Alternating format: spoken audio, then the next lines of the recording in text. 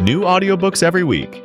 On the Books Aloud channel, you'll find the best works of classic and contemporary literature, absolutely free.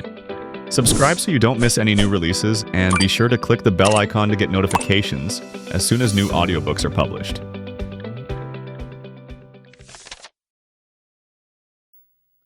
Chapter 1 of The Creatures That Time Forgot by Ray Bradbury. Read by Ben Tucker. Mad impossible world, sun blasted by day, cold racked by night, and life condensed by radiation into 8 days. Sim eyed the ship. If he only dared reach it and escape. But it was more than half an hour distant, the limit of life itself. Chapter 1. During the night, Sim was born. He lay wailing upon the cold cave stones. His blood beat through him 1,000 pulses each minute. He grew steadily. Into his mouth his mother with feverish hands put the food. The nightmare of living was begun. Almost instantly at birth his eyes grew alert, and then, without half understanding why, filled with bright, insistent terror. He gagged upon the food, choked and wailed. He looked about blindly. There was a thick fog. It cleared. The outlines of the cave appeared, and a man loomed up, insane and wild and terrible. A man with a dying face, old, withered by winds, baked like adobe in the heat. The man was crouched in a far corner of the cave, his eyes whitening to one side of his face, listening to the far wind trumpeting up above on the frozen night planet. Sim's mother, trembling now and again, staring at the man, fed Sim pebble fruits, valley grasses, and ice nipples, broken from the cavern entrances, and eating, eliminating, eating again, he grew larger, larger. The man in the corner of the cave was his father. The man's eyes were all that was alive in his face. He held a crude stone dagger in his withered hands, and his jaw hung loose and senseless. Then, with a widening focus, Sim saw the old people sitting in the tunnel beyond this living quarter. And as he watched, they began to die. Their agonies filled the cave. They melted like waxen images. Their faces collapsed inward on their sharp bones. Their teeth protruded. 1 minute their faces were mature, fairly smooth, alive, electric. The next minute, a desiccation and burning away of their flesh occurred. Sim thrashed in his mother's grasp. She held him. No, no, she soothed him quietly, earnestly, looking to see if this too would cause her husband to rise again. With a soft, swift padding of naked feet, Sim's father ran across the cave. Sim's mother screamed. Sim felt himself torn loose from her grasp. He fell upon the stones, rolling, shrieking with his new, moist lungs. The webbed face of his father jerked over him. The knife was poised. It was like one of those prenatal nightmares he had had while still in his mother's flesh. In the next few blazing, impossible instants, questions flicked through his brain. The knife was high, suspended, ready to destroy him. But the whole question of life in this cave, the dying people, the withering and the insanity, surged through Sim's new small head. How was it that he understood? A newborn child. Can a newborn child think, see, understand, interpret? No, it was wrong. It was impossible. Yet it was happening. To him. He had been alive an hour now, and in the next instant, perhaps dead. His mother flung herself upon the back of his father and beat down the weapon. Sim caught the terrific backwash of emotion from both their conflicting minds. "Let me kill him!" shouted the father, breathing harshly, sobbingly. "What has he to live for?" "No, no!" insisted the mother, and her body, frail and old as it was, stretched across the huge body of the father, tearing at his weapon. "He must live. There may be a future for him. He may live longer than us and be young." The father fell back against a stone crib. Lying there, staring, eyes glittering, Sim saw another figure inside that stone crib. A girl child, quietly feeding itself, moving its delicate hands to procure food. His sister. The mother wrenched the dagger from her husband's grasp, stood up, weeping and pushing back her cloud of stiffening gray hair. Her mouth trembled and jerked. "I'll kill you," she said, glaring down at her husband. "Leave my children alone." The old man spat tiredly, bitterly, and looked vacantly into the stone crib at the little girl. "1/8 of her life's over already," he gasped, "and she doesn't know it. What's the use?" As Sim watched, his own mother seemed to shift and take a tortured, smoke-like form. The thin, bony face broke out into a maze of wrinkles. She was shaken with pain and had to sit by him, shuddering and cuddling the knife to her shriveled breasts. She, like the old people in the tunnel, was aging, dying. Sim cried steadily. Everywhere he looked was horror. A mind came to meet his own. Instinctively, he glanced toward the stone crib. Dark, his sister, returned his glance. Their minds brushed like straying fingers. He relaxed somewhat. He began to learn. The father sighed, shut his lids down over his green eyes. "Feed the child," he said exhaustedly. "Hurry. It is almost dawn, and it is our last day of living, woman. Feed him. Make him grow." Sim quieted, and images, out of the terror, floated to him. This was a planet next to the sun. The nights burned with cold. The days were like torches of fire. It was a violent, impossible world. The people lived in the cliffs to escape the incredible ice and the day of flame. Only at dawn and sunset was the air breath-sweet, flower-strong, and then the cave peoples brought their children out into a stony, barren valley. At dawn, the ice thawed into creeks and rivers. At sunset, the day fires died and cooled. In the intervals of even, livable temperature, the people lived, ran, played, loved, free of the caverns. All life on the planet jumped, burst into life. Plants grew instantly. Birds were flung like pellets across the sky. Smaller, legged animal life rushed frantically through the rocks. Everything tried to get its living down in the brief hour of respite. It was an unbearable planet. Sim understood this, a matter of hours after birth. Racial memory bloomed in him. He would live his entire life in the caves, with 2 hours a day outside. Here, in stone channels of air, he would talk incessantly with his people. Sleep never. Think, and lie upon his back, dreaming, but never sleeping. And he would live exactly 8 days. The violence of this thought evacuated his bowels. 8 days. 8 short days. It was wrong, impossible, but a fact.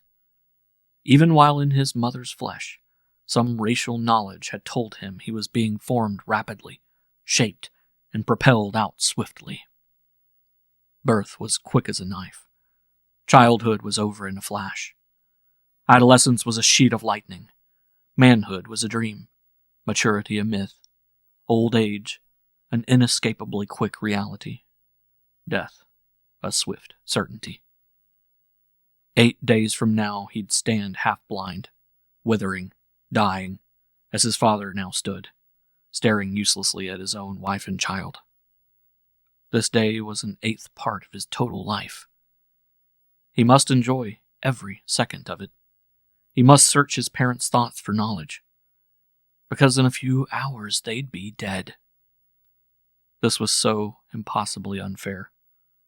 Was this all of life?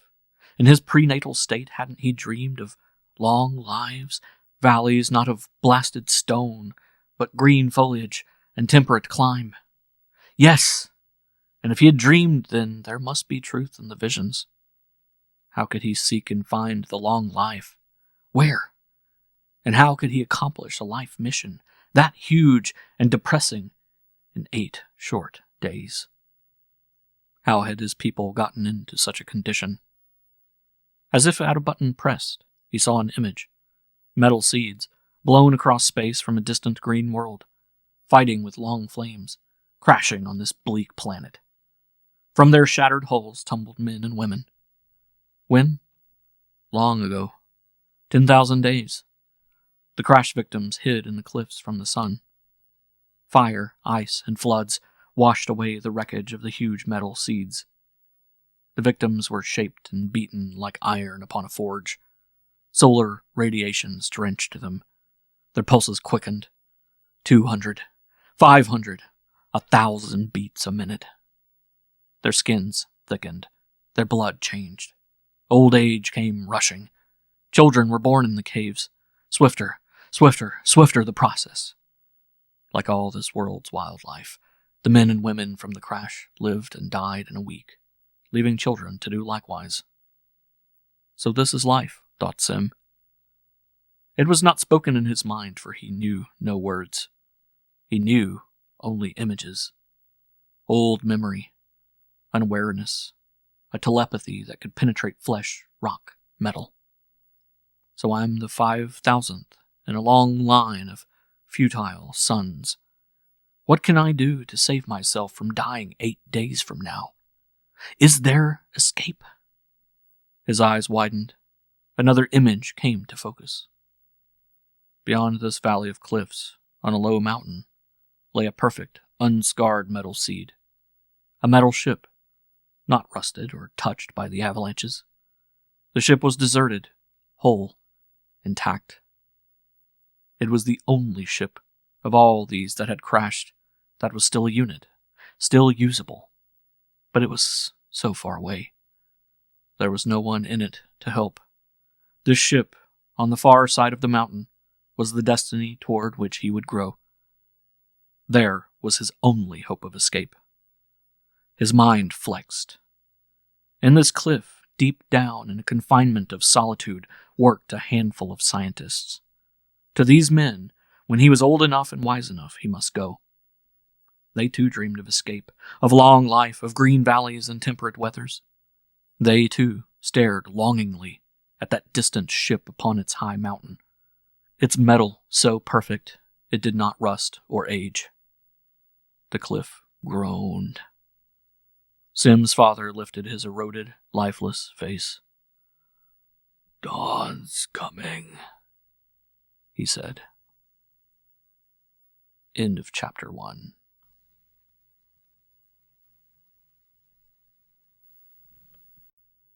Chapters 2 and 3 of The Creatures That Time Forgot by Ray Bradbury. Morning relaxed the mighty granite cliff muscles. It was the time of the avalanche. The tunnels echoed to running bare feet. Adults, children, pushed with eager, hungry eyes toward the outside dawn. From far out, Sim heard a rumble of rock, a scream, a silence. Avalanches fell into valley. Stones that had been biding their time, not quite ready to fall for a million years, let go their bulks. And where they had begun their journey as single boulders, they smashed upon the valley floor in 1,000 shrapnels and friction-heated nuggets. Every morning at least one person was caught in the downpour. The cliff people dared the avalanches. It added one more excitement to their lives, already too short, too headlong, too dangerous. Sim felt himself seized up by his father. He was carried brusquely down the tunnel for 1,000 yards to where the daylight appeared. There was a shining, insane light in his father's eyes. Sim could not move. He sensed what was going to happen. Behind his father, his mother hurried, bringing with her the little sister, Dark.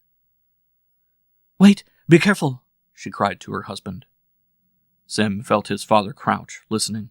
High on the cliff was a tremor, a shivering. "No!" bellowed his father and leaped out. An avalanche fell down at them. Sim had accelerated impressions of plunging walls, dust, confusion. His mother screamed. There was a jolting, a plunging. With one last step, Sim's father hurried him forward into the day. The avalanche thundered behind him. The mouth of the cave where Mother and Dark stood back out of the way was choked with rubble and 2 boulders that weighed 100 pounds each. The storm thunder of the avalanche passed away to a trickle of sand. Sim's father burst out into laughter. "Made it! By the gods! Made it alive!" And he looked scornfully at the cliff and spat. "Pah!" Mother and Sister Dark struggled through the rubble. She cursed her husband. "Fool! You might have killed Sim." "I may yet," retorted the father. Sim was not listening. He was fascinated with the remains of an avalanche afront of the next tunnel. A blood stain trickled out from under a rise of boulders, soaking into the ground. There was nothing else to be seen. Someone else had lost the game. Dark ran ahead on lithe, supple feet, naked and certain. The valley air was like a wine filtered between mountains.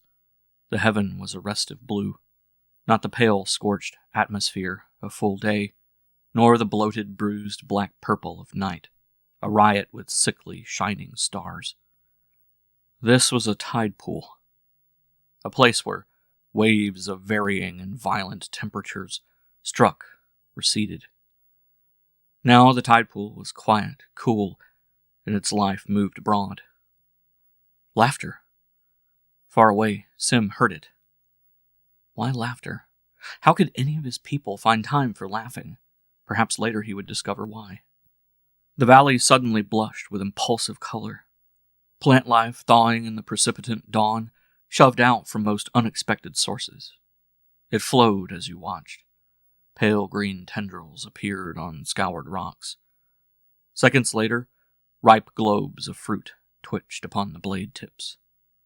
Father gave Sim over to Mother and harvested the momentary volatile crop, thrust scarlet, blue, yellow fruits into a fur sack which hung at his waist. Mother tugged at the moist new grasses, laid them on Sim's tongue. His senses were being honed to a fine edge.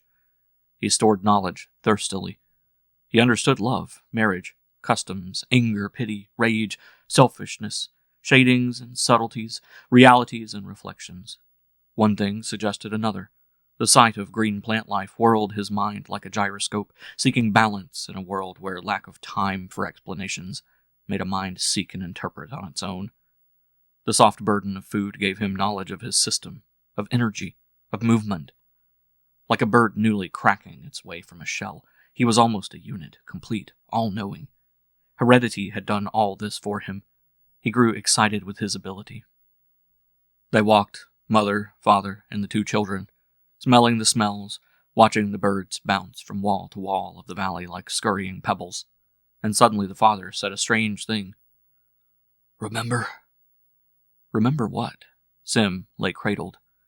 Was it any effort for them to remember when they'd lived only 7 days? The husband and wife looked at each other. "Was it only 3 days ago?" said the woman, her body shaking, her eyes closing to think. "I can't believe it. It is so unfair." She sobbed, then drew her hand across her face and bit her parched lips. The wind played at her gray hair. "Now it is my turn to cry. An hour ago it was you." "An hour is half a life." "Come." She took her husband's arm. "Let us look at everything, because it will be our last looking." "The sun'll be up in a few minutes," said the old man. "We must turn back now." "Just one more moment," pleaded the woman. "The sun will catch us." "Let it catch me then." "You don't mean that." "I mean nothing. Nothing at all," cried the woman. The sun was coming fast. The green in the valley burnt away. Searing wind blasted from over the cliffs. Far away where sunbolts hammered battlements of cliff, the huge stone faces shook their contents. Those avalanches not already powdered down were now released and fell like mantles. "Dark!" shouted the father. The girl sprang over the warm floor of the valley, answering, her hair a black flag behind her. Hands full of green fruits, she joined them. The sun rimmed the horizon with flame, the air convulsed dangerously with it, and whistled. The cave people bolted, shouting, picking up their fallen children. bearing vast loads of fruit and grass with them back to their deep hideouts. In moments, the valley was bare, except for one small child someone had forgotten. He was running far out on the flatness, but he was not strong enough, and the engulfing heat was drifting down from the cliffs even as he was half across the valley. Flowers were burnt into effigies, grasses sucked back into rocks like singed snakes. Flower seeds whirled and fell in the sudden furnace blast of wind, sown far into gullies and crannies, ready to blossom at sunset tonight, and then go to seed and die again. Sim's father watched that child running, alone, out on the floor of the valley. He and his wife and Dark and Sim were safe in the mouth of their tunnel. "He'll never make it," said Father. "Do not watch him, woman. It is not a good thing to watch." They turned away, all except Sim, whose eyes had caught a glint of metal far away. His heart hammered in him, and his eyes blurred. Far away, atop a low mountain, one of those metal seeds from space reflected a dazzling ripple of light. It was like one of his intra-embryo dreams fulfilled. A metal space seed, intact, undamaged, lying on a mountain. There was his future. There was his hope for survival. There was where he would go in a few days, when he was, strange thought, a grown man. The sun plunged into the valley like molten lava. The little running child screamed. The sun burned, and the screaming stopped. Sim's mother walked painfully, with sudden age, down the tunnel, paused, reached up, broke off 2 last icicles that had formed during the night. She handed one to her husband, kept the other. "We will drink one last toast, to you, to the children." "To you," he nodded to her. "To the children." They lifted the icicles. The warmth melted the ice down into their thirsty mouths. All day the sun seemed to blaze and erupt into the valley. Sim could not see it, but the vivid pictorials in his parents' minds were sufficient evidence of the nature of the day fire. The light ran like mercury, sizzling and roasting the caves, poking inward, but never penetrating deeply enough. It lighted the caves. It made the hollows of the cliff comfortably warm. Sim fought to keep his parents young, but no matter how hard he fought with mind and image, they became like mummies before him. His father seemed to dissolve from one stage of oldness to another. "This is what will happen to me soon," thought Sim in terror. Sim grew upon himself.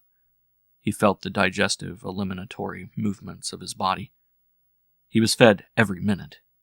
He was continually swallowing, feeding. He began to fit words to images and processes.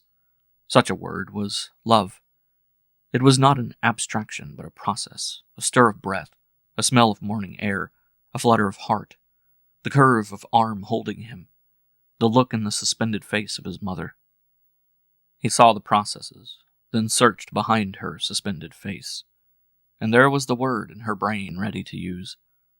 His throat prepared to speak. Life was pushing him, rushing him along toward oblivion. He sensed the expansion of his fingernails, the adjustments of his cells, the profusion of his hair, the multiplication of his bones and sinew, the grooving of the soft pale wax of his brain. His brain at birth as clear as a circle of ice, innocent, unmarked, was an instant later, as if hit with a thrown rock, cracked and marked, and patterned in a million crevices of thought and discovery.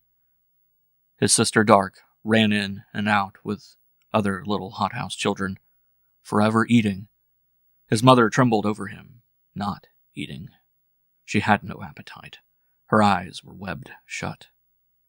"Sunset," said his father at last. The day was over. The light faded. A wind sounded. His mother arose. "I want to see the outside world once more. Just once more." She stared blindly, shivering. His father's eyes were shut. He lay against the wall, I cannot rise, he whispered faintly. I cannot. Dark, the mother croaked. The girl came running. Here. And Sim was handed to the girl. Hold to Sim, Dark. Feed him. Care for him. She gave Sim one last fondling touch. Dark said not a word, holding Sim, her great green eyes shining wetly. Go now, said the mother. Take him out into the sunset time. Enjoy yourselves. Pick foods, eat, play. Dark walked away without looking back. Sim twisted in her grasp, looking over her shoulder with unbelieving, tragic eyes. He cried out and somehow summoned from his lips the first word of his existence. Why? He saw his mother stiffen. The child spoke. Aye, said his father. Did you hear what he said? I heard, said the mother quietly. The last thing Sim saw of his living parents was his mother, weakly, swayingly, slowly moving across the floor to lie beside her silent husband. That was the last time he ever saw them move. End of chapters 2 and 3.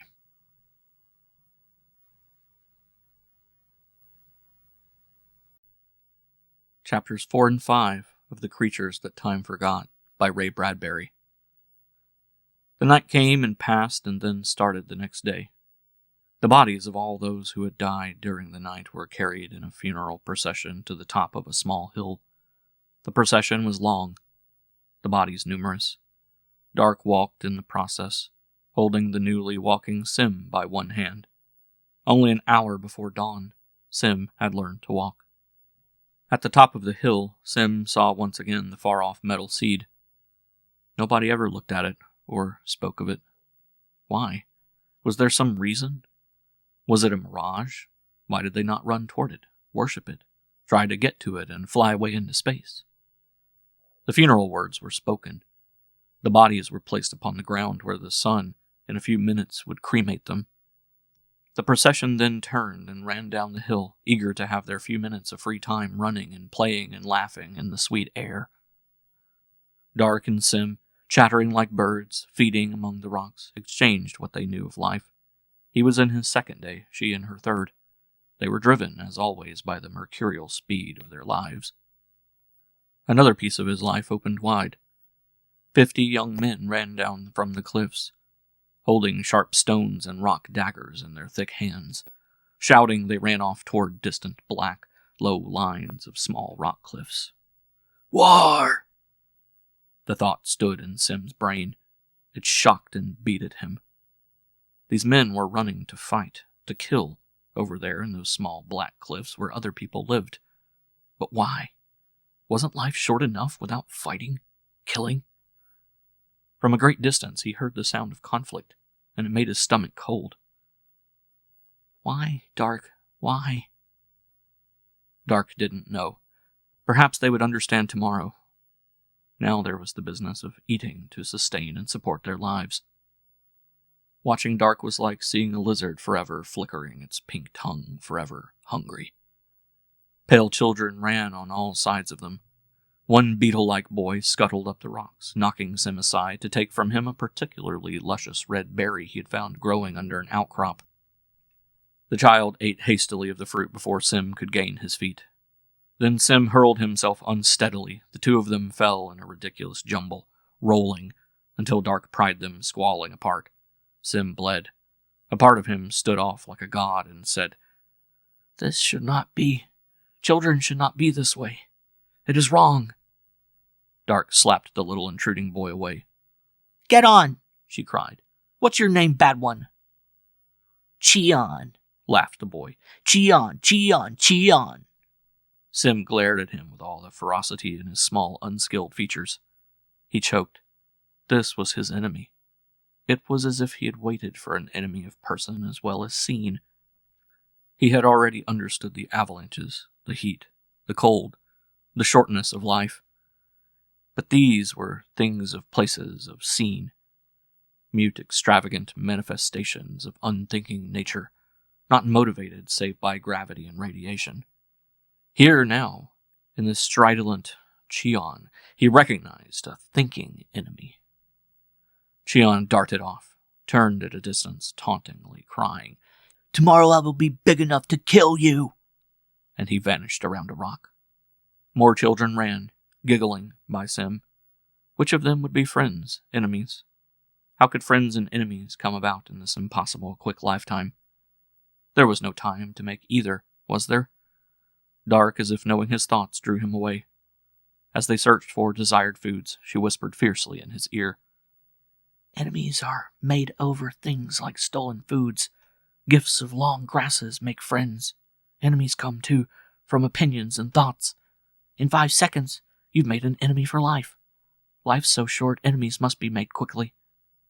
And she laughed with an irony strange for one so young, who was growing older before her rightful time.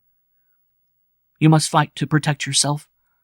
Others, superstitious ones, will try killing you. There is a belief, a ridiculous belief, that if one kills another, the murderer partakes of life energy of the slain, and therefore will live an extra day. You see, as long as that is believed, you're in danger." But Sim was not listening. Bursting from a flock of delicate girls who tomorrow would be tall, quieter, and who day after that would gain breasts and the next day take husbands, Sim caught sight of one girl whose hair was a violet blue flame. She ran past, brushing Sim.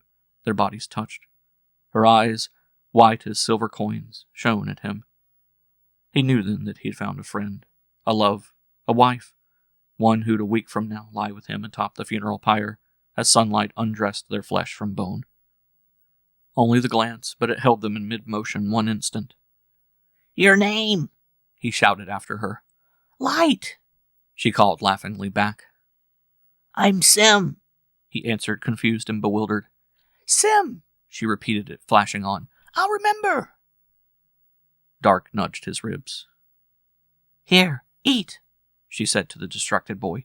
"Eat or you'll never get big enough to catch her." From nowhere, Cheon appeared, running by. "Light," he mocked, dancing malevolently along and away. "Light, I'll remember your light, too." Dark stood tall and reed slender, shaking her dark ebony clouds of hair sadly. "I see your life before you, little Sim. You'll need weapons soon to fight for this light one. Now hurry, the sun's coming." They ran back to the caves. 1/4 of his life was over. Babyhood was gone. He was now a young boy. Wild rains lashed the valley at nightfall. He watched new river channels cut in the valley, out past the mountain of the metal seed. He stored the knowledge for later use. Each night there was a new river, a bed newly cut. "What's beyond the valley?" wondered Sim. "No one's ever been beyond it," explained Dark. "All who tried to reach the plain were frozen to death or burnt. The only land we know's within half an hour's run. Half an hour out and half an hour back." "No one has ever reached the metal seed, then," Dark scoffed. "The scientists, they try. Silly fools. They don't know enough to stop. It's no use. It's too far." The scientists. The word stirred him. He had almost forgotten the vision he had short hours after birth. His voice was eager. "Where are the scientists?" he demanded. Dark looked away from him. "I wouldn't tell you if I knew. They'd kill you, experimenting. I don't want you joining them. Live your life. Don't cut it in half trying to reach that silly metal thing on the mountain." "I'll find out where they are from someone else, then." "No one will tell you. They hate the scientists. You'll have to find them on your own, and then what? Will you save us? Yes, save us, little boy." Her face was sullen. Already half her life was gone. Her breasts were beginning to shape. Tomorrow she must divine how best to live her youth, her love. And she knew no way to fully plumb the depths of passion in so short of a space. "We can't sit and talk and eat," he protested, "and nothing else." "There's always love," she retorted acidly. "It helps one forget. Gods, yes, she spat it out. Love. Sim ran through the tunnels, seeking. Sometimes he half imagined where the scientists were. But then a flood of angry thought from those around him, when he asked the direction to the scientist's cave, washed over him in confusion and resentment. After all, it was the scientist's fault that they had been placed upon this terrible world. Sim flinched under the bombardment of oaths and curses. Quietly, he took his seat in a central chamber with the children to listen to the grown men talk. This was the time of education, the time of talking. No matter how he chafed at delay, or how great his impatience, even though life slipped fast from him and death approached like a black meteor, he knew his mind needed knowledge. Tonight, then, was the night of school. But he sat uneasily. Only 5 more days of life. Cheon sat across from Sim, his thin-mouthed face arrogant. Light appeared between the two. The last few hours had made her firmer-footed, gentler, taller. Her hair shone brighter. She smiled as she sat beside Sim, ignoring Cheon, and Cheon became rigid at this and ceased eating. The dialogue crackled, filled the room, swift as heartbeats, 1,000, 2,000 words a minute. Sim learned, his head filled. He did not shut his eyes, but lapsed into a kind of dreaming that was almost intra-embryotic in lassitude and drowsy vividness. In the faint background the words were spoken, and they wove a tapestry of knowledge in his head. He dreamed of green meadows free of stones, all grass, round and rolling and rushing easily toward a dawn with no taint of freezing, merciless cold or smell of boiled rock or scorched monument. He walked across the green meadow. Overhead the metal seeds flew by in a heaven that was a steady, even temperature. Things were slow, slow, slow. Birds lingered upon gigantic trees that took 100, 200, 5,000 days to grow. Everything remained in its place. The birds did not flicker nervously at a hint of sun, nor did the trees suck back frightenedly when a ray of sunlight poured over them. In this dream, people strolled. They rarely ran. The heart rhythm of them was evenly languid, not jerking and insane. Their kisses were long and lingering, not the parched mouthings and twitchings of lovers who had 8 days to live. The grass remained, and did not burn away in torches. The dream people talked always of tomorrow and living and not tomorrow and dying. It all seemed so familiar that when Sim felt someone take his hand, he thought it simply another part of the dream. Light's hand lay inside his own. "Dreaming?" she asked. "Yes. Things are balanced, our minds, to even things, to balance the unfairness of our living, go back in on ourselves, to find what there is that is good to see." He beat his hand against the stone floor again and again. "It does not make things fair. I hate it. It reminds me that there is something better, something I have missed. Why can't we be ignorant? Why can't we live and die without knowing that this is an abnormal living?" And his breath rushed harshly from his half-open, constricted mouth. "There is purpose in everything," said Light. "This gives us purpose, makes us work, plan, try to find a way." His eyes were hot emeralds in his face. "I walked up a hill of grass, very slowly," he said. "The same hill of grass I walked an hour ago?" asked Light. "Perhaps. Close enough to it. The dream is better than the reality." He flexed his eyes, narrowed them. "I watched people, and they did not eat. Or talk? Or talk either. And we are always eating, always talking. Sometimes those people in the dream sprawled with their eyes shut, not moving a muscle." As Light stared down into his face, a terrible thing happened. He imagined her face blackening, wrinkling, twisting into knots of agedness. The hair blew out like snow about her ears. The eyes were like discolored coins caught in a web of lashes. Her teeth sank away from her lips. The delicate fingers hung like charred twigs from her atrophied wrists. Her beauty was consumed and wasted, even as he watched. And when he seized her in terror, he cried out, for he imagined his own hand corroded, and he choked back a cry. "Sim, what's wrong?" The saliva in his mouth dried at the taste of the words. 5 more days. "The scientists," Sim started. Who'd spoken? In the dim light, a tall man talked. "The scientists crashed us on this world, and now we have wasted thousands of lives and time. It's no use. Tolerate them, but give them none of your time. You only live once, remember." Where were these hated scientists? Now, after the learning, the time of talking, he was ready to find them. Now at least he knew enough to begin his fight for freedom. For the ship. "Sim, where are you going?" But Sim was gone. The echo of his running feet died away down a shaft of polished stone. It seemed that half the night was wasted. He blundered into a dozen dead ends. Many times he was attacked by the insane young men who wanted his life energy. Their superstitious ravings echoed after him. The gashes of their hungry fingernails covered his body. He found what he was looking for. A half-dozen men gathered in a small basalt cave, deep down in the cliff lode. On a table before them lay objects which, though unfamiliar, struck harmonious chords in Sim. The scientists worked in sets, old men doing important work, young men learning, asking questions. And at their feet were 3 small children. They were a process. Every 8 days there was an entirely new set of scientists working on any one problem. The amount of work done was terribly inadequate. They grew old, fell dead just when they were beginning their creative period.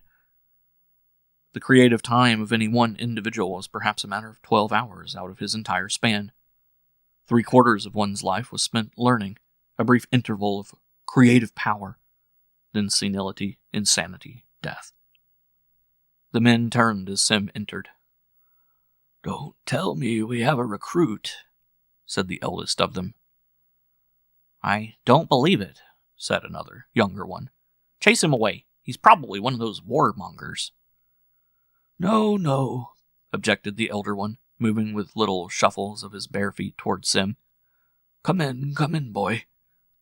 He had friendly eyes, slow eyes, unlike those of the swift inhabitants of the upper caves. Gray and quiet. "What do you want?" Sim hesitated, lowered his head, unable to meet the quiet, gentle gaze. "I want to live," he whispered. The old man laughed quietly. He touched Sim's shoulder. "Are you a new breed? Are you sick?" he queried of Sim, half seriously. "Why aren't you playing? Why aren't you readying yourself for the time of love and marriage and children? Don't you know that tomorrow night you'll be an adolescent? Don't you realize that if you are not careful, you'll miss all of life?" He stopped. Sim moved his eyes back and forth with each query. He blinked at the instruments on the tabletop. "Shouldn't I be here?" he asked, naively. "Certainly," roared the old man sternly. "But it's a miracle you are. We've had no volunteers from the rank and file for 1,000 days. We've had to breed our own scientists. A closed unit. Count us. 6. 6 men and 3 children. Are we not overwhelming?" The old man spat upon the stone floor. "We ask for volunteers and the people shout back at us. Get someone else or we have no time." And you know why they say that? No? Sim flinched. Because they're selfish. They'd like to live longer, yes, but they know that anything they do cannot possibly ensure their own lives any extra time.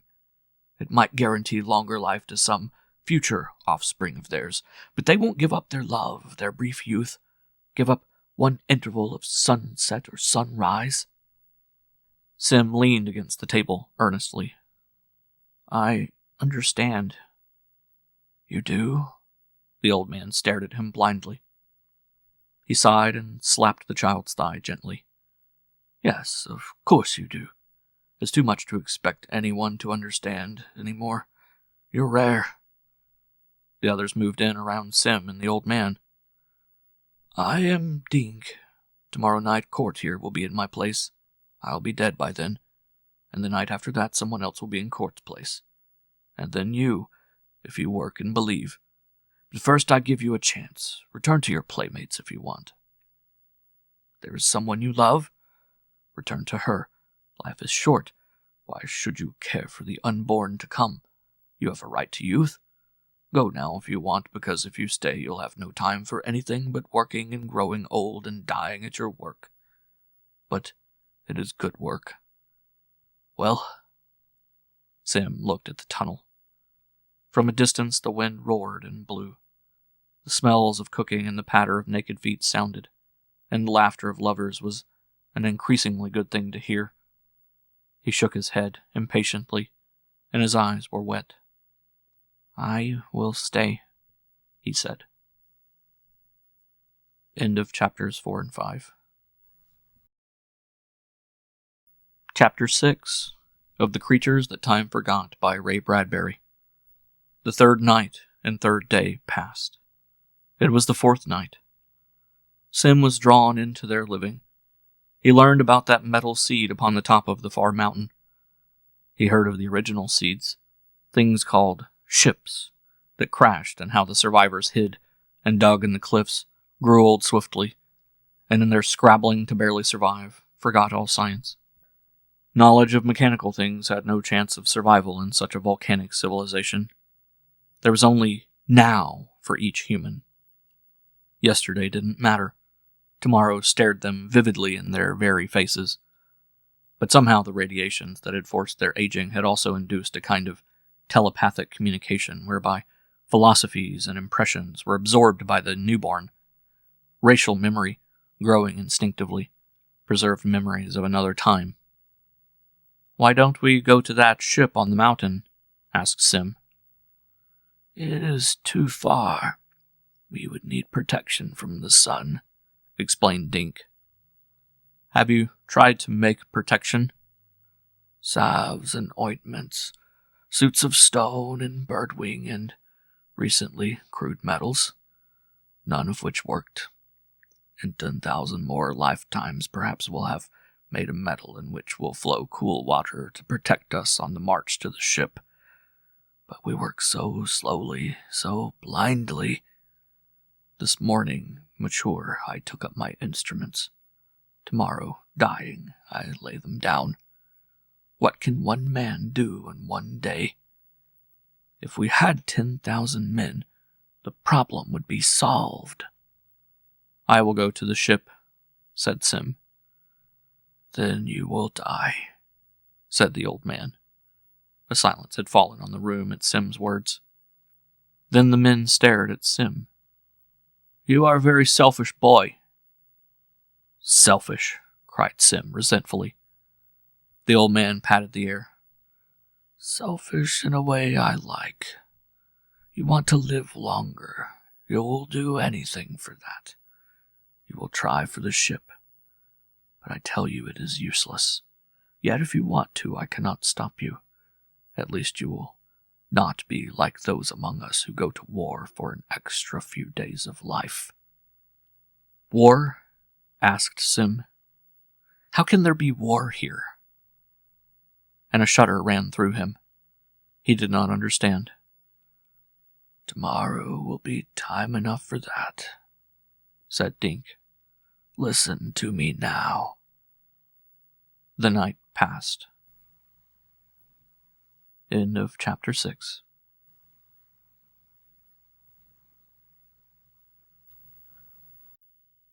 Chapter 7 of The Creature That Time Forgot by Ray Bradbury.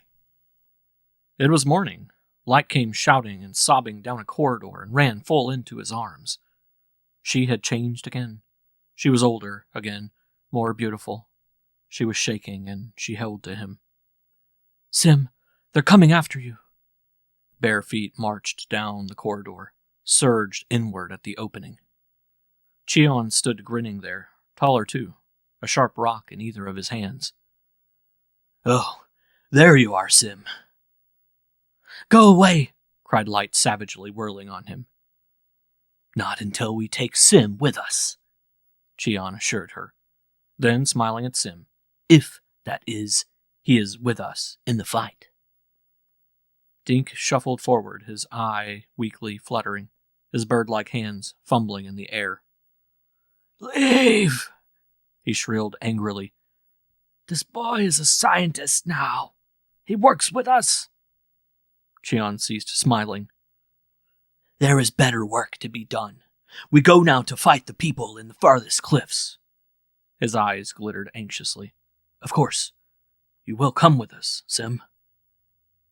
"No, no!" Light clutched at his arm. Sim patted her shoulder, then turned to Cheon. "Why are you attacking these people?" "There are 3 extra days for those who go with us to fight." 3 extra days? Of living?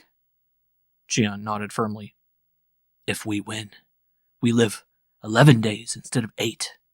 The cliffs they live in, something about the mineral in it. Think of it, Sim. 3 long, good days of life. Will you join us?" Dink interrupted. "Get along without him. Sim is my pupil." Cheon snorted. "Go die, old man. By sunset tonight you'll be charred bone. Who are you to order us?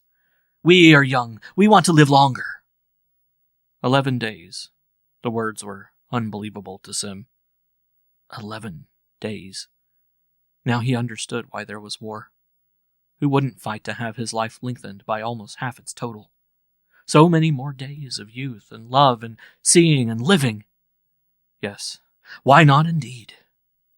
3 extra days, called Dink, stridently. "If you live to enjoy them. If you're not killed in battle. If. You have never won yet. You have always lost." "But this time," Cheon declared sharply, "we'll win." Sim was bewildered. "But we are all of the same ancestors. Why don't we all share the best cliffs?" Cheon laughed and adjusted a sharp stone in his hand. "Those who live in the best cliffs think they are better than us. That is always man's attitude when he has power. The cliffs there, besides, are smaller. There's room for only 300 people in them." 3 extra days. "I'll go with you," Sim said to Cheon. "Fine." Cheon was very glad. Much too glad at the decision. Dink gasped. Sim turned to Dink and Light. "If I fight and win, I will be a half-mile closer to the ship, and I'll have 3 extra days in which to strive to reach the ship. That seems the only thing for me to do." Dink nodded sadly. "It is the only thing. I believe you. Go along now." "Goodbye," said Sim. The old man looked surprised. Then he laughed as at a little joke on himself. "That's right. I won't see you again, will I? Goodbye, then." And they shook hands. They went out, Cheon, Sim, and Light together, followed by the others, all children growing swiftly into fighting men. And the light in Cheon's eyes was not a good thing to see. Light went with him. She chose his rocks for him and carried them. She would not go back, no matter how he pleaded. The sun was just beyond the horizon, and they marched across the valley. "Please, Light, go back." "And wait for Cheon to return," she said. "He plans that when you die I will be his mate." She shook out her unbelievable blue-white curls of hair defiantly. "But I'll be with you. If you fall, I fall." Sim's face hardened. He was tall. The world had shrunk during the night. Children in packs screamed by hilarious in their food searching, and he looked at them with alien wonder. Could it be only 4 days ago he had been like these? Strange. There was a sense of many days in his mind, as if he had really lived 1,000 days. There was a dimension of incident and thought so thick, so multicolored, so richly diverse in his head that it was not to be believed so much could happen in so short a time. The fighting men ran in clusters of 2 or 3. Sim looked ahead at the rising line of small, ebon cliffs. This, then, he said to himself, It's my 4th day, and still I am no closer to the ship, or to anything. Not even— he heard the light tread of light beside him. Not even to her who bears my weapons and picks me ripe berries. 1/2 of his life was gone. Or 1/3 of it, if he won this battle. If. He ran easily, lifting, letting fall his legs. This is the last day of my physical awareness. As I run, I feed. As I feed, I grow. And as I grow, I turn eyes to light with a kind of dizzying vertigo. And she looks upon me with the same gentleness of thought. This is the day of our youth. Are we wasting it? Are we losing it on a dream? A folly? Distantly he heard laughter. As a child he'd questioned it. Now he understood laughter. This particular laughter was made of climbing high rocks and plucking the greenest blades and drinking the headiest vintage from the morning ices and eating of the rock fruits and tasting of young lips and new appetite. They neared the cliffs of the enemy. He saw the slender erectness of light, the new surprise of her white breasts, the neck where, if you touched, you could time her pulse. The fingers which cupped in your own were animate and supple and never still. The light snapped her head to one side. "Look ahead," she cried. "See what is to come. Look only ahead." He felt that they were racing by part of their lives, leaving their youth on the path side without so much as a glance. "I am blind with looking at stones," he said, running. "Find new stones, then." "I see stones." His voice grew gentle as the palm of her hand. The landscape floated under him. Everything was like a fine wind, blowing dreamily. "I see stones that make a ravine, that lies in a cool shadow where the stone berries are thick as tears. You touch a boulder and the berries fall in silent red avalanches, and the grass is very tender." "I do not see it." She increased her pace, turning her head away. He saw the floss upon her neck, like the small moss that grows silvery and light on the cool side of pebbles, that stirs if you breathe the lightest breath upon it. He looked upon himself, his hands clenched as he heaved himself forward toward death. Already his hands were veined and youth swollen. They were the hands of a young boy whose fingers are made for touching, which are suddenly sensitive, and with more surface, and are nervous, and seem not a part of him, because they are so big for the slender lengths of his arms. His neck, through which the blood ached and pumped, was building out with age too, with tiny blue tendrils of veins embedded and flaring in it. Light handed him food to eat.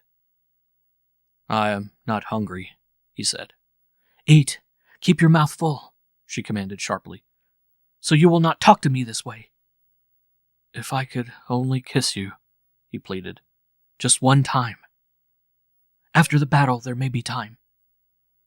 "Gods!" he roared, anguished. "Who cares for battles?" Ahead of them, rocks hailed down, thudding. A man fell with his skull split wide. The war was begun. Light passed the weapons to him. They ran without another word until they entered the killing ground. Then he spoke, not looking at her, his cheeks coloring. "Thank you," he said. She ducked as a slung stone shot by her head. "It was not an easy thing for me," she admitted. "Sim, be careful." The boulders began to roll in a synthetic avalanche from the battlements of the enemy. Only one thought was in his mind now. To kill, to lessen the life of someone else, so he could live. To gain a foothold here and live long enough to make a stab at the ship. He ducked, he weaved, he clutched stones and hurled them up. His left hand held a flat stone shield with which he diverted the swiftly plummeting rocks. There was a spatting sound everywhere. Light ran with him, encouraging him. 2 men dropped before him, slain, their breasts cleaved to the bone, their blood springing out in unbelievable founts. It was a useless conflict. Sim realized instantly how insane the venture was. They could never storm the cliff. A solid wall of rocks rained down. A dozen men dropped with shards of ebony in their brains. A half-dozen more showed drooping, broken arms. One screamed, and the up-thrust white joint of his knee was exposed as the flesh was pulled away by 2 successive blows of well-aimed granite.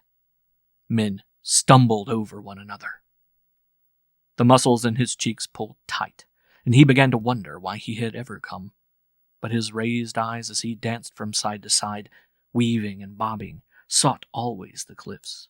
He wanted to live there so intensely.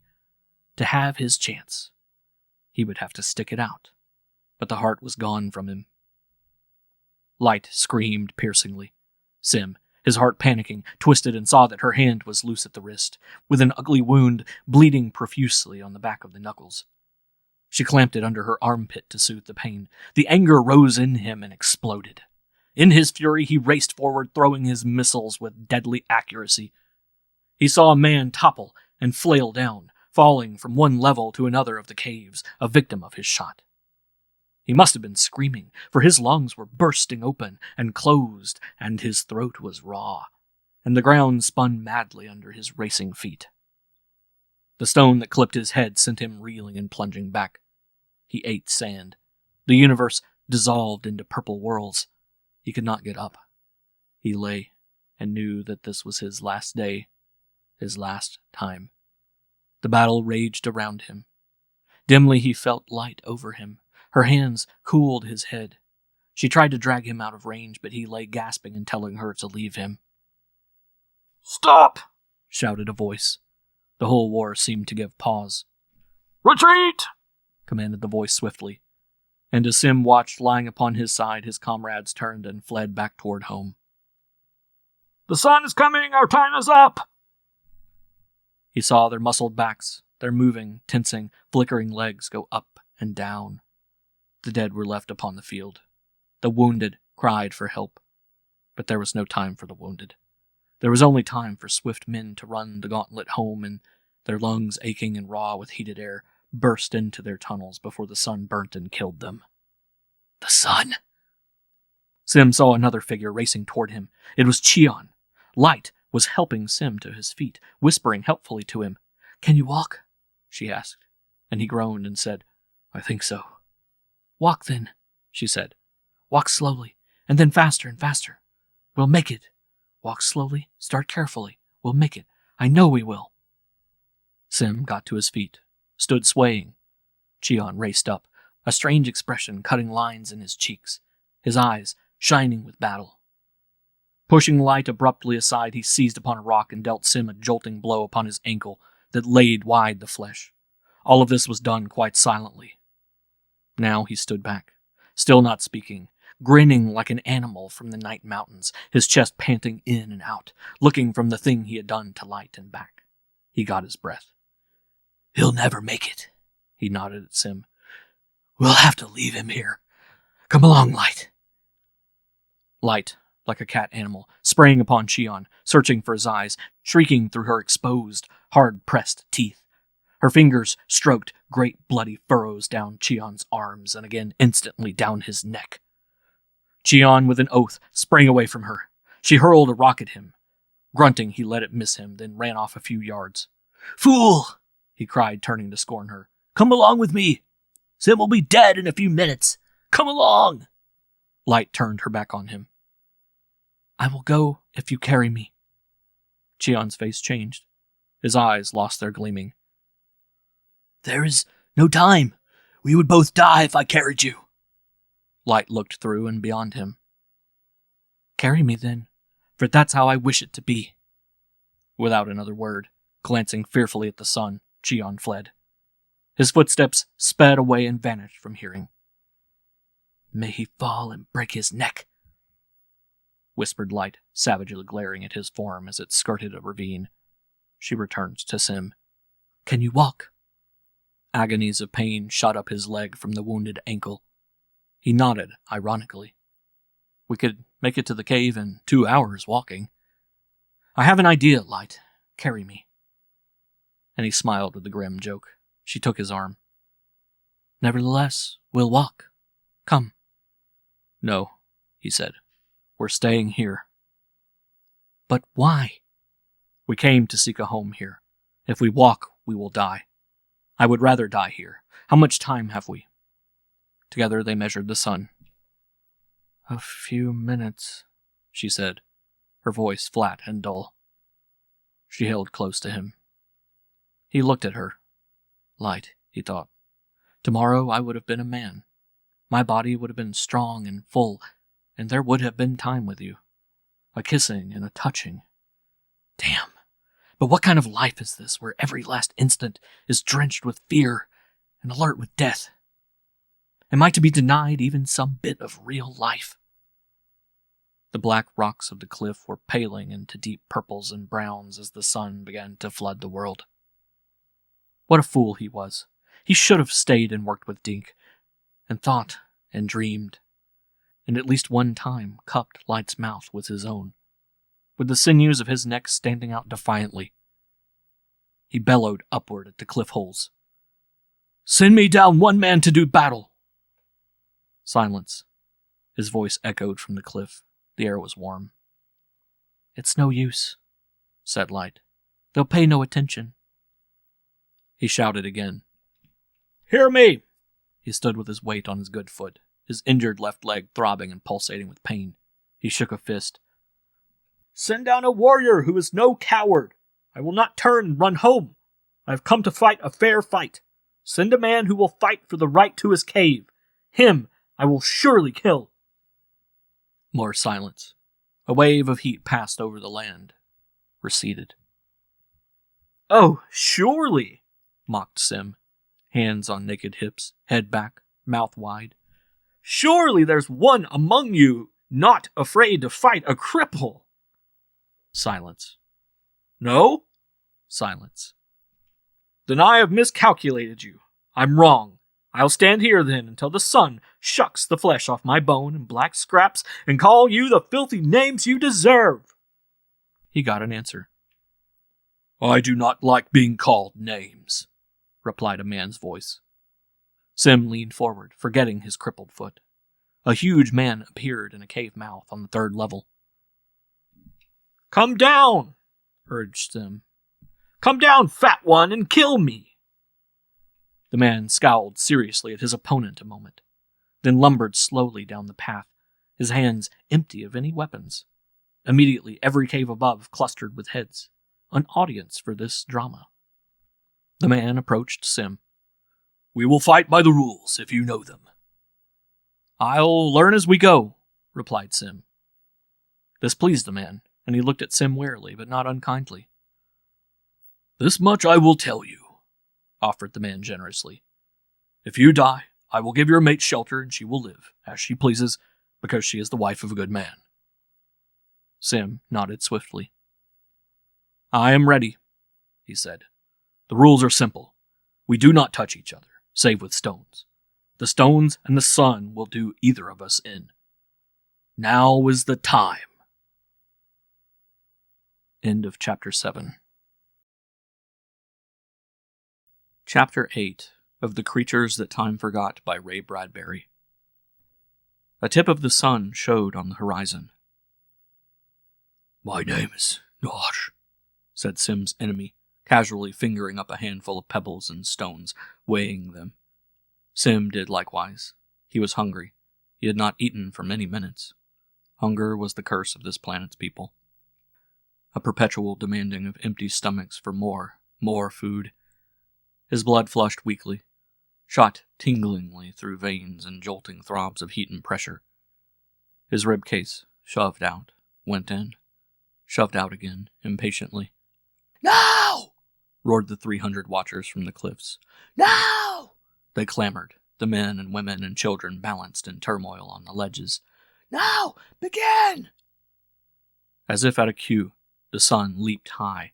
It smote them with a blow as with a flat, sizzling stone. The 2 men staggered under the molten impact. Sweat broke from their naked thighs and loins under their arms, and on their faces was a glaze like fine glass. Naj shifted his huge weight and looked at the sun as if in no hurry to fight.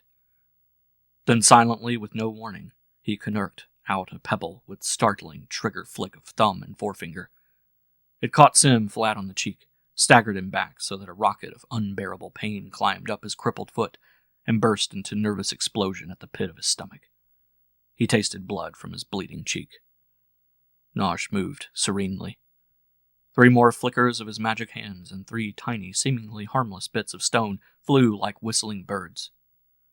Each of them found a target, slammed it. The nerve centers of Sim's body. One hit his stomach so that 10 hours eating almost slit up his throat. A second got his forehead. A third his neck. He collapsed to the boiling sand. His knee made a wrenching sound on the hard earth. His face was colorless, and his eyes, squeezed tight, were pushing tears out from the hot, quivering lids. But even as he had fallen, he had let loose, with wild force, his handful of stones. The stones purred in the air. One of them, and only one, struck Naj. Upon the left eyeball, Naj moaned and laid his hands in the next instant to his shattered eye. Sim choked out a bitter, sighing laugh. This much triumph he had. The eye of his opponent. It would give him time. Oh, gods, he thought, his stomach retching sickly, fighting for breath. This is a world of time. Give me a little more, just a trifle. Naj, one-eyed, weaving with pain, pelted the writhing body of Sim, but his aim was off now. The stones flew to one side, or if they struck at all, they were weak and spent and lifeless. Sim forced himself half erect. From the corners of his eyes he saw light, waiting, staring at him, her lips breathing words of encouragement and hope. He was bathed in sweat, as if a rain spray had showered him down. The sun was now fully over the horizon. You could smell it. Stones glinted like mirrors. The sand began to roil and bubble. Illusions sprang up everywhere in the valley. Instead of one warrior, Naj, he was confronted by a dozen. Each in an upright position, preparing to launch another missile. A dozen irregular warriors who shimmered in the golden menace of a day, like bronze gongs, smitten, quivered in one vision. Sim was breathing desperately. His nostrils flared and sucked, and his mouth drank thirstily of flame instead of oxygen.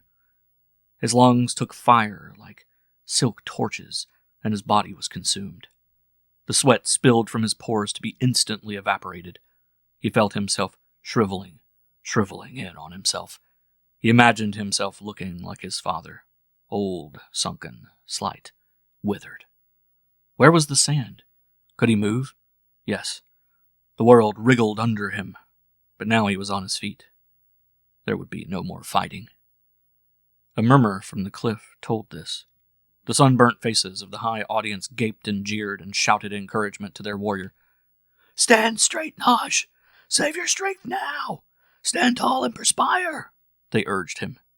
And Naj stood, swaying lightly, swaying slowly, a pendulum in an incandescent fiery breath from the skyline. "Don't move, Naj! Save your heart! Save your power!" The test! The test! said the people on the heights. The test of the sun! And this was the worst part of the fight. Sim squinted painfully at the distorted illusion of cliff. He thought he saw his parents. Father with his defeated face, his green eyes burning. Mother with her hair blowing like a cloud of gray smoke in the fire wind. He must get to them. Live for and with them. Behind him, Sim heard Light whimper softly. There was a whisper of flesh against sand. She had fallen. He did not dare turn. The strength of turning would bring him thundering down in pain and darkness. His knees bent. If I fall, he thought, I'll lie here and become ashes. Where was Naj? Naj was there, a few yards from him, standing bent, slick with perspiration, looking as if he were being hit over the spine with great hammers of destruction. "Fall, Naj! Fall!" screamed Sim mentally. "Fall! Fall! Fall and die so I can take your place!" But Naj did not fall. One by one the pebbles in his half-loose left hand plummeted to the broiling sands, and Naj's lips peeled back. The saliva burned away from his lips and his eyes glazed. But he did not fall. The will to live was strong in him. He hung as if by a wire. Sim fell to one knee. Ah! Wailed the knowing voices from the cliff. They were watching death. Sim jerked his head up, smiling mechanically. foolishly as if caught in the act of doing something silly. No, he insisted drowsily and got back up again. There was so much pain he was all one ringing numbness. A whirring, buzzing, frying sound filled the land. High up, an avalanche came down like a curtain on a drama, making no noise. Everything was quiet except for a steady humming. He saw 50 images of Naj now, dressed in armors of sweat, eyes puffed with torture, cheeks sunken, lips peeled back like the rind of a drying fruit. But the wire still held him. "Now," muttered Sim sluggishly with a thick, baked tongue between his blazing teeth. "Now, I'll fall and lie and dream." He said it with slow, thoughtful pleasure. He planned it. He knew how it must be done. He would do it accurately. He lifted his head to see if the audience was watching. They were gone. The sun had driven them back in, all save one or two brave ones. Sim laughed drunkenly and watched the sweat gather on his dead hands, hesitate, drop off, plunge downward towards sand, and turn to steam halfway there. Naj fell. The wire was cut. Naj fell flat upon his stomach. A gout of blood kicked from his mouth. His eyes rolled back into a white, senseless insanity. Naj fell. So did his 50 duplicate illusions. All across the valley the winds sang and moaned, and Sim saw a blue lake with a blue river feeding it, and low white houses near the river with people going and coming in the houses, and among the tall green trees. Trees taller than 7 men beside the river mirage. "Now," explained Sim to himself at last, "now I can fall. Right into that lake." He fell forward. He was shocked when he felt the hands eagerly stop him in mid-plunge, lift him, hurry him off, high in the hungry air like a torch held and waved ablaze.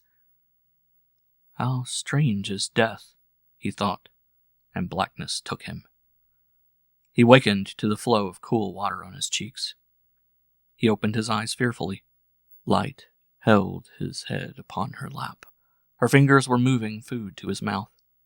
He was tremendously hungry and tired, but fear squeezed both of these things away. He struggled upward, seeing the strange cave contours overhead. "What time is it?" he demanded. "The same day as the contest. Be quiet," she said. "The same day?" She nodded amusedly. "You've lost nothing of your life. This is Naj's cave. We are inside the Black Cliff. We will live 3 extra days. Satisfied? Lie down." "Naj is dead?" He fell back, panting, his heart slamming his ribs. He relaxed slowly. "I won. Gods, I won," he breathed. "Naj is dead. So were we almost. They carried us in from outside only in time." He ate ravenously. "We have no time to waste. We must get strong. My leg." He looked at it, tested it. There was a swath of long yellow grasses around it, and the ache had died away. Even as he watched, the terrific pulsings of his body went to work and cured away the impurities under the bandages. It has to be strong enough by sunset, he thought. It has to be. He got up and limped around the cave like a captured animal. He felt Light's eyes upon him. He could not meet her gaze. Finally, helplessly, he turned. She interrupted him. "You want to go on to the ship?" she asked softly. "Tonight, when the sun goes down?" He took a breath, exhaled it. "Yes." "You couldn't possibly wait until morning?" "No." "Then I'll go with you." "No." "If I lag behind, let me. There's nothing here for me." They stared at each other a long while. He shrugged warily. "All right," he said at last. "I couldn't stop you. I know that. We'll go together." End of Chapter 8. Chapter 9 of The Creatures That Time Forgot by Ray Bradbury. They waited in the mouth of their new cave. The sun set. The stones cooled so that one could walk on them. It was almost time for the leaping out and the running toward the distant, glittering metal seed that lay on the far mountain. Soon would come the rains. And Sim thought back over all the times he had watched the rains thicken into creeks, into rivers that cut new beds each night. One night there would be a river running north, the next a river running northeast, the third night a river running due west. The valley was continually cut and scarred by the torrents. Earthquakes and avalanches filled the old beds. New ones were the order of the day. It was this idea of the river and the directions of the river that he had turned over in his head for many hours. It might possibly... Well, he would wait and see. He noticed how living in this new cliff had slowed his pulse, slowed everything. A mineral result. Protection against the solar radiations. Life was still swift, but not as swift as before. "Now, Sim," cried Light, testing the valley air. They ran, between the hot death and the cold one, together away from the cliffs out toward the distant beckoning ship. Never had they run this way in their lives. The sound of their feet running was a hard, insistent clatter over vast oblongs of rock, down into ravines, up the sides, and on again. They raked the air in and out of their lungs. Behind them, the cliffs faded away into things they could never turn back to now. They did not eat as they ran. They had eaten to the bursting point in the cave to save time. Now it was only running. A lifting of legs, a balancing of bent elbows, a convulsion of muscles, a slaking in of air that had been firing was now cooling. "Are they watching us?" Light's breathless voice snatched at his ears above the pounding of his heart. Who? But he knew the answer. The cliff peoples, of course. How long had it been since a race like this one? 1,000 days? 10,000? How long since someone had taken the chance and sprinted with an entire civilization's eyes upon their backs, into gullies across cooling plain? Were their lovers pausing in their laughter back there, gazing at the two tiny dots that were a man and woman running toward destiny? Were children eating of new fruits and stopping in their play to see the two people racing against time? Was Dink still living, narrowing hairy eyebrows down over fading eyes, shouting them on in a feeble, rasping voice, shaking a twisted hand? Were there jeers? Were they being called fools, idiots? And in the midst of the name-calling were people praying them on, hoping they would reach the ship? Yes. Under all the cynicism and pessimism, some of them, all of them, must be praying. Sim took a quick glance at the sky, which was beginning to bruise with the coming night. Out of nowhere, clouds materialized and a light shower trailed across a gully 200 yards ahead of them. Lightning beat down upon distant mountains, and there was a strong scent of ozone on the disturbed air. "The halfway mark," panted Sim, and he saw Light's face half turn, longingly looking back at the life she was leaving. "Now's the time. If we want to turn back, we still have time. Another minute." Thunder snarled in the mountains. An avalanche started out small and ended up huge and monstrous in a deep fissure. Light rain dotted Light's smooth white skin. In a minute, her hair was glistening and soggy with rain. "Too late now," she shouted over the padding rhythm of her own naked feet. "We've got to go ahead." And it was too late. Sim knew, judging the distances, that there was no turning back now. His leg began to pain him a little. He favored it, slowing. A wind came up swiftly, a cold wind that bit into the skin. But it came from the cliffs behind them, helped rather than hindered them. An omen, he wondered? No. For as the minutes went by, it grew upon him how poorly he had estimated the distance. Their time was dwindling out, but they were still an impossible distance from the ship. He said nothing, but the impotent anger at the slow muscles in his legs welled up into bitterly hot tears in his eyes. He knew that Light was thinking the same as himself, but she flung along like a white bird, seeming hardly to touch ground. He heard her breath go out and in her throat, like a clean, sharp knife in its sheath. Half the sky was dark. The first stars were peering through lengths of black cloud. Lightning jiggled a path along a rim just ahead of them. A full thunderstorm of violent rain and exploding electricity fell upon them. They slipped and skidded on moss-smooth pebbles. Light fell, scrambled up again with a burning oath. Her body was scarred and dirty. The rain washed over her. The rain came down and cried on Sim. It filled his eyes and ran in rivers down his spine, and he wanted to cry with it. Light fell and did not rise, sucking her breath, her breasts quivering. He picked her up and held her. "Run, Light! Please, run!" "Leave me, Sim. Go ahead." The rain filled her mouth. There was water everywhere. "It's no use. Go on without me." He stood there cold and powerless, his thoughts sagging, the flame of hope blinking out. All the world was blackness, cold falling sheaths of water and despair. "We'll walk then," he said, "and keep walking, and resting." They walked for 50 yards, easily, slowly, like children out for a stroll. The gully ahead of them filled with water that went sliding away with a swift, wet sound toward the horizon. Sim cried out. Tugging at Light, he raced forward. "A new channel," he said, pointing. "Each day the rain cuts a new channel. Here, Light!" He leaned over the floodwaters. He dived in, taking her with him. The flood swept them like bits of wood. They fought to stay upright. The water got into their mouths, their noses. The land swept by on both sides of them.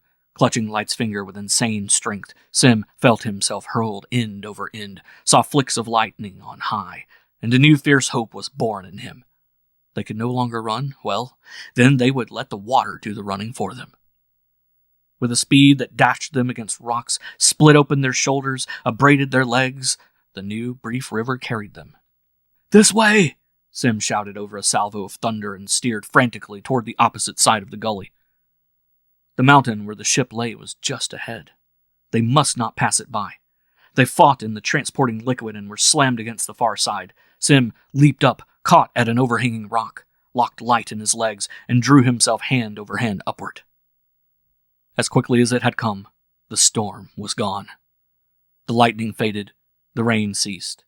The clouds melted and fell away over the sky. The wind whispered into silence. "The ship." Light lay upon the ground. "The ship, Sim. This is the mountain of the ship." Now the cold came. The killing cold. They forced themselves drunkenly up the mountain. The cold slid along their limbs, got into their arteries like a chemical, and slowed them. Ahead of them, with a fresh-washed sheen, lay the ship. It was a dream. Sim could not believe that they were actually so near it. 200 yards, 170 yards. Gods, but it was cold. The ground became covered with ice. They slipped and fell again and again. Behind them, the river was frozen into a blue-white snake of cold solidity. A few last drops of rain from somewhere came down as hard pellets. Sim fell against the bulk of the ship. He was actually touching it. Touching it! He heard Light whimpering in her constricted throat. This was the metal, the ship. How many others had touched it in the long days? He and Light had made it. He touched it lovingly. Then, as cold as the air, his veins were chilled. Where was the entrance? You run, you swim, you almost drown, you curse, you sweat, you work. You reach a mountain, you go up it. You hammer on metal, you shout with relief. You reach the ship, and then you can't find the entrance. He fought to keep himself from breaking down. Slowly, he told himself, but not too slowly. Go around the ship.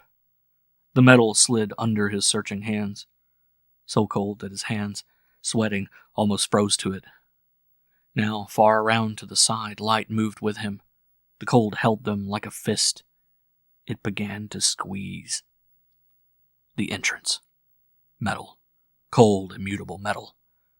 A thin line of opening at the ceiling point. Throwing all caution aside, he beat at it. He felt his stomach seething with cold. His fingers were numb. His eyes were half frozen in their sockets. He began to beat and search and scream against the metal door. "Open up! Open up!" He staggered. The airlock sighed. With a whispering of metal on rubber beddings, the door swung softly sidewise and vanished back. He saw a light run forward, clutching at her throat, and drop inside a small, shiny chamber. He shuffled after her, blankly. The airlock door sealed shut behind him. He could not breathe.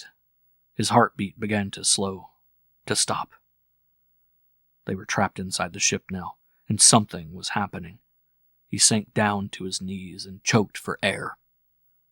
The ship he had come to for salvation was now slowing his pulse, darkening his brain, poisoning him. With a starved, faint kind of expiring terror, he realized that he was dying. Blackness.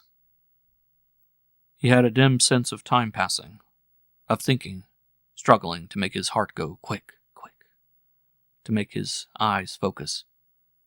But the fluid in his body lagged quietly through his settling veins, and he heard his temple pulses thud, pause, thud, pause, and thud again, with lulling intermissions. He could not move, not a hand or leg or finger. It was an effort to lift the tonnage of his eyelashes. He could not shift his face even to see Light lying beside him. From a distance came her irregular breathing. It was like the sound a wounded bird makes with his dry, unraveled pinions. She was so close he could almost feel the heat of her, yet she seemed a long way removed. "I'm getting cold," he thought.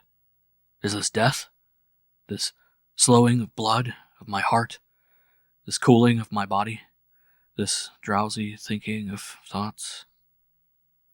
Staring at the ship's ceiling, he traced its intricate system of tubes and machines.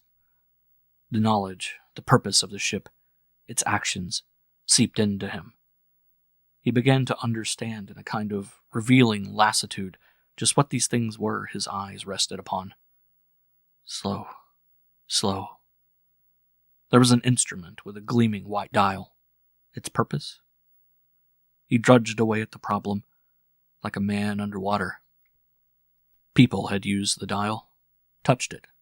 People had repaired it, installed it. People had dreamed of it before the building, before the installing, before the repairing and touching and using. The dial contained memory of use and manufacture. Its very shape was a dream memory telling Sim why and for what it had been built. Given time, looking at anything, he could draw from it the knowledge he desired. Some dim part of him reached out, dissected the contents of things, analyzed them. This dial measured time. Millions of days of time. But how could that be? Sim's eyes dilated, hot and glittering. Where were humans who needed such an instrument? Blood thrummed and beat behind his eyes. He closed them. Panic came to him. The day was passing. I am lying here, he thought, and my life slips away. I cannot move. My youth is passing. How long before I can move? Through a kind of porthole he saw the night pass, the day come, the day pass, and again another night. Stars danced frostily. I will lie here for 4 or 5 days, wrinkling and withering, he thought. This ship will not let me move. How much better if I had stayed in my home cliff, lived, enjoyed this short life. What good has it done to come here? I'm missing all the twilights and dawns. I'll never touch Light, though she's here at my side. Delirium. His mind floated up. His thoughts whirled through the metal ship. He smelled the razor-sharp smell of joined metal. He heard the hull contract with night, relax with day. Dawn. Already another dawn. Today I would have been mature. His jaw clenched. I must get up. I must move. I must enjoy my time of maturity. But he did not move. He felt his blood pump sleepily from chamber to red chamber in his heart, on, down, and around through his dead body to be purified by his folding and unfolding lungs. Then the circuit once more. The ship grew warm. From somewhere a machine clicked. Automatically the temperature cooled. A controlled gust of air flushed the room. Night again. And then another day. He lay and saw 4 days of his life pass. He did not try to fight. It was no use. His life was over. He didn't want to turn his head now. He didn't want to see Light with her face like his tortured mother's. Eyelids like gray ash flakes. Eyes like beaten, sanded metal.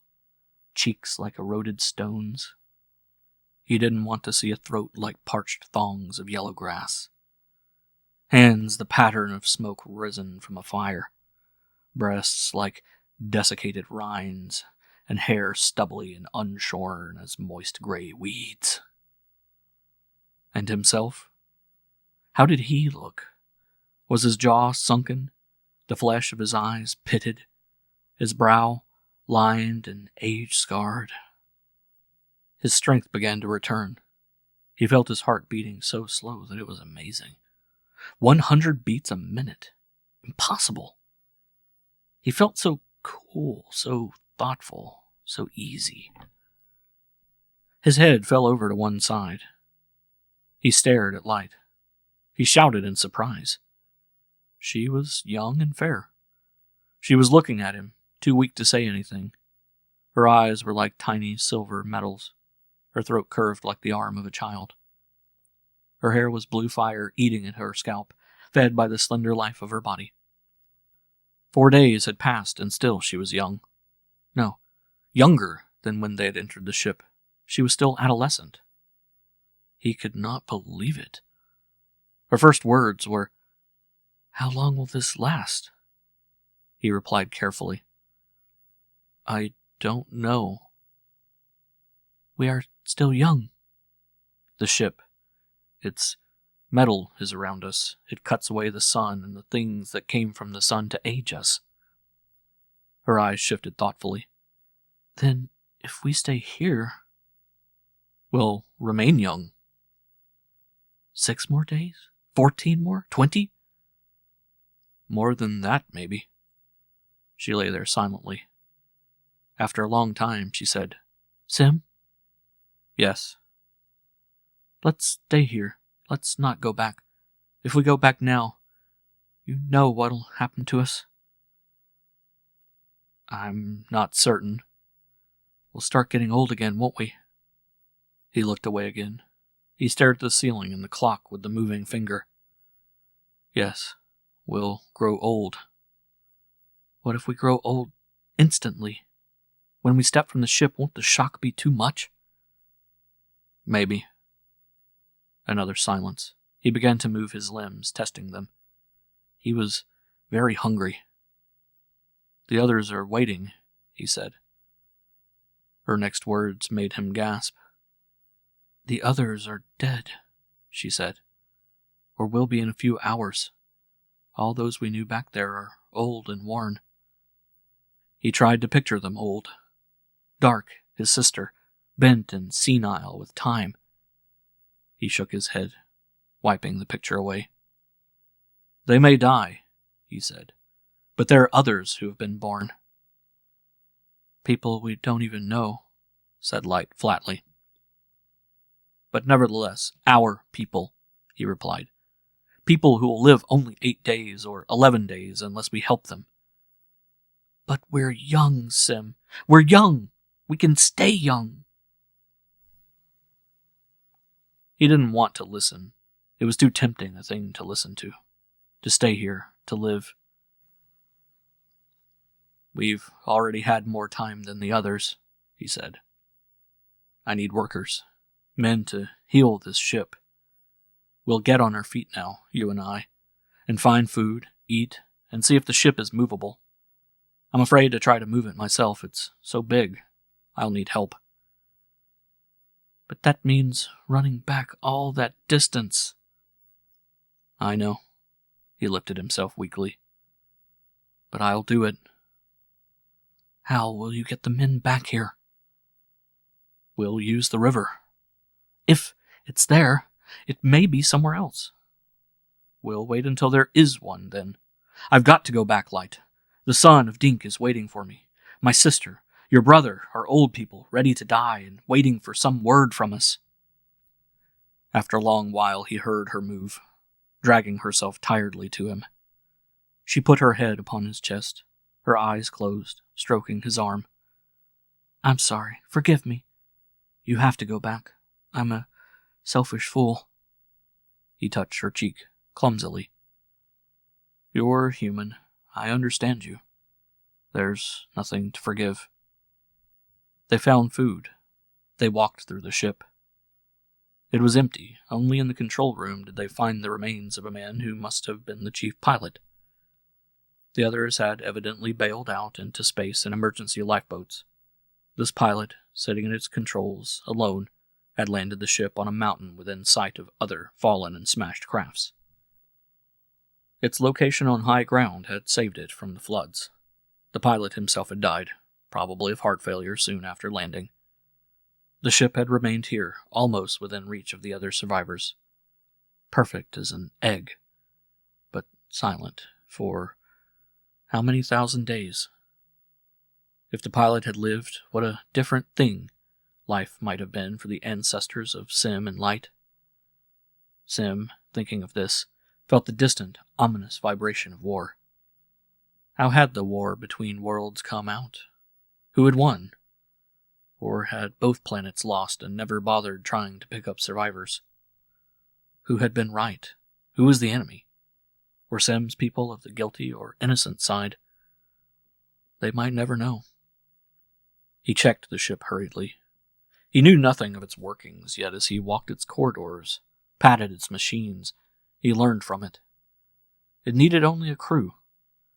One man couldn't possibly set the whole thing running again. He laid his hand upon one round snout-like machine.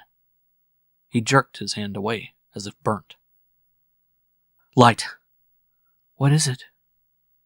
He touched the machine again, caressed it. His hand trembled violently. His eyes welled with tears. His mouth opened and closed. He looked at the machine, loving it, then looked at Light. With this machine, he stammered softly, incredulously. With this machine, I can... What, Sim? He inserted his hand into a cup-like contraption with a lever inside. Out of porthole in front of him, he could see the distant line of cliffs. We were afraid there might never be another river running by this mountain, weren't we? He asked exultantly. Yes, Sim, but... There will be a river, and I will come back, tonight. And I'll bring men with me. 500 men, because with this machine I can blast a river bottom all the way to the cliffs, down which the waters will rush, giving myself and the men a swift, sure way of traveling back. He rubbed the machine's barrel-like body. When I touch it, the life and method of it shot into me. Watch! He depressed the lever. A beam of incandescent fire lanced out from the ship, screaming. Steadily, accurately, Sim began to cut away a riverbed for the storm waters to flow in. The night was turned to day by its hungry eating. The return to the cliffs was to be carried out by Sim alone. Light was to remain in the ship in case of any mishap. The trip back seemed at first glance to be impossible. There would be no river rushing to cut his time, to sweep him along toward his destination. He would have to run the entire distance in the dawn, and the sun would get him, catch him before he'd reach safety. The only way to do it is to start before sunrise. But you'd be frozen, Sim. Here. He made adjustments on the machine that had just finished cutting the riverbed in the rock floor of the valley.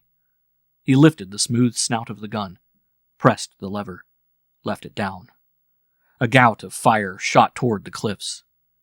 He fingered the range control, focused the flame end 3 miles from its source. Done. He turned to Light. "But I don't understand," she said. He opened the airlock door.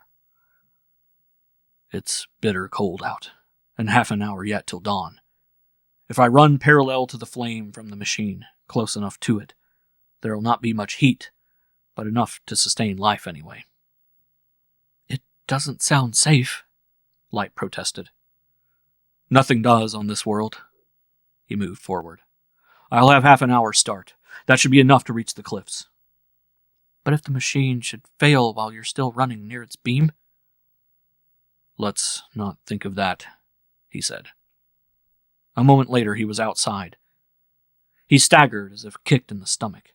His heart almost exploded in him. The environment of his world forced him into swift living again. He felt his pulse rise, kicking through his veins.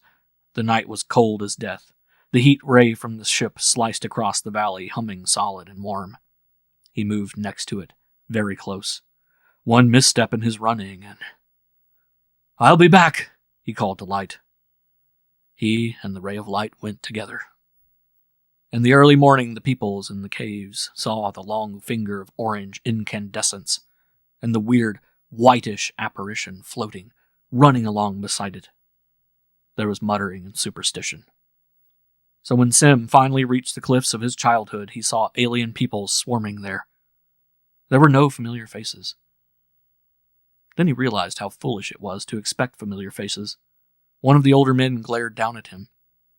"Who are you?" he shouted. "Are you from the enemy cliff? What's your name?" "I am Sim, the son of Sim." "Sim?" An old woman shrieked from the cliff above him. She came hobbling down the stone pathway. "Sim! Sim, it is you!" He looked at her, frankly bewildered. "But I don't know you," he murmured.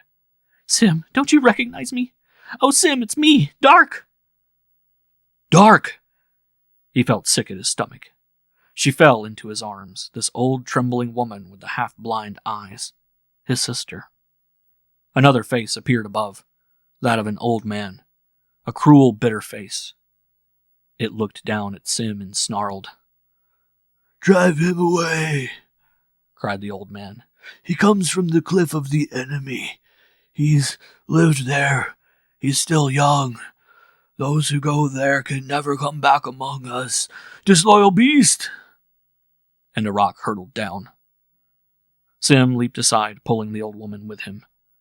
A roar came from the people. They ran toward Sim, shaking their fists. "Kill him! Kill him!" raved the old man, and Sim did not know who he was. "Stop!" Sim held out his hands. "I come from the ship." "The ship?" The people slowed. Dark clung to him, looking up into his young face, puzzling over its smoothness. "Kill him! Kill him!